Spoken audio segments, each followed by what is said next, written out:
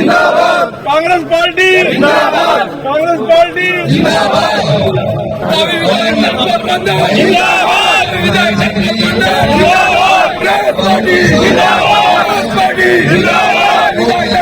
नमस्कार दोस्तों, मैं हूं हरीश चावला और आप देख रहे हैं 7-11 न्यूज़। ये तस्वीर 7-11 न्यूज़ और अमर मंथन खबर।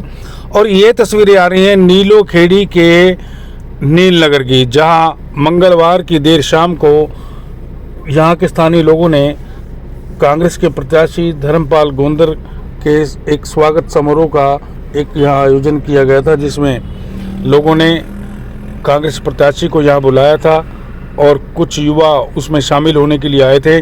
आपने पहले देख लिया कि किस तरह से यहाँ के जो स्थानीय युवा थे, जो लोकल युवा थे इस मोहल्ले के नीलनगर के रहने वाले, कितने नारे जोश और खरोश के साथ नारेबाजी करते हुए कांग्रेस प्रत्याशी धर्मपाल गोंदर का भारी स्वागत कर रहे थे। इन तस्वीरों से ये पता लगता है कि जो यहाँ के नीलो खेड़ी के पूर्व विधायक रह चुके हैं धर्मपाल गोंदर, जो अब कांग्रेस के प्रत्याशी हैं, किस तरह से लोगों के मन में घिरते जा रहे हैं। यानी कि कहीं ना कहीं लोग ये सोच रहे हैं कि कांग्रेस पार्टी के प्रत्याशी की जो जीत है वो सुनिश्चित करनी चाहिए। एक नील नगर के अंदर, जो आप जानते हैं, बड़ा शांति प्रिय एरिया है। यहाँ अक्सर तो रात को लोग जो है निकलते, घर से बाहर नहीं निकलते, चाहे वो राजनीतिक कार्यक्रम हो। हाँ, अगर धार्मिक कार्यक्रम हो तो इनकी भागीदारी जरूर ज़्यादा हो जाती है। लेकिन हम भी यहाँ पहुँचे तो देखकर हैरान रह गए कि इतनी भारी संख्या के अंदर जो है लोग यहाँ धर्मपाल का गोंदर का स्वागत करने के लिए पहुँचे थे। ख़ास तौर पर जो युवाओं की जो भीड़ नज़र आ रही थी, उससे यह अंदाज़ा लग रहा है कि कहीं ना कहीं जो है नीलो खेड़ी का जो युवा है, जिसे युवा शक्ति कहा जाता है, वो कांग्रेस की तरफ कहीं ना कहीं आकर्षित है।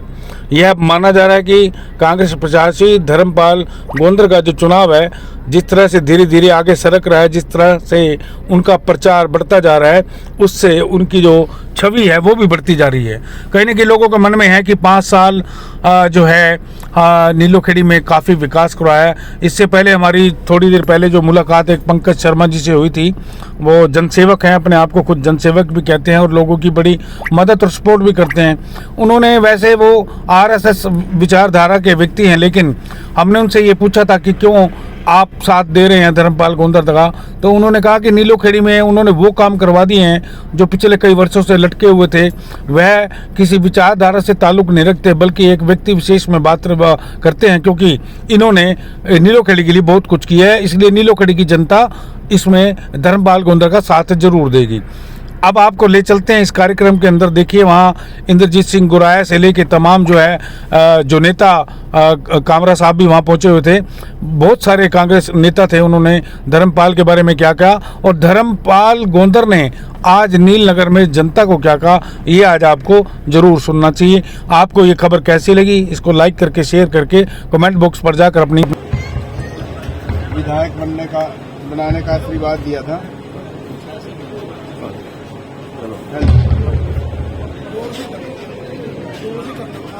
नहीं, बस फल साथियों, हेलो। अपने मन से 4.5 साल तक मैं आपकी सेवा में लग रहा, ज्यादा से ज्यादा काम कराने की कोशिश करी। फिर हमारे ऊपर ग्रह भी थे जो काम रखवाने में हमें तंग करते रहे। फिर भी हम मिलकर उनसे अधिकारियों से मिलकर जो काम कराए आपके सामने, एक बात की 50 साल की डिमांड थी नीलो खेड़ी मंडल की, जो आपने कहा था कि ये जरूरी होनी चाहिए, वो भगवान की कृपा से होगी। अब हम ऐसे लग रहे भी जैसे हम विदेश से आ रहे हो, ऐसा हमारा एक साथ बिहेव किया गया। फिर भी हम काम कराने के लिए श्री मनोहर लाल जी का साथ देते रहे। लास्ट में ऐसी स्थिति आ गई, श्री मनोहर लाल जी जब चुनाव लड़ रहे थे तो नीलो खेड़ी में प्रोग्राम किया, फिर त्रोड़ी में किया, फिर निश्चित में किया। जब हमने सपोर्ट दे रखी थी तो हमें उन्होंने बुलाना चाहिए था, हमें नहीं बुलाया गया। फिर हमने तय करी, 3 विधायकों ने, श्री रणधीर सिंह गोलन, मेरे टिकट मिलेगा उन लोगों को जिनका सर्वे सबसे ज्यादा आवेगा, जो जिनको जनता चाहेगी, जिनका नाम ज्यादा लिया जाएगा, सर्वे में जिसका नाम ज्यादा होगा उसको टिकट दी जाएगी।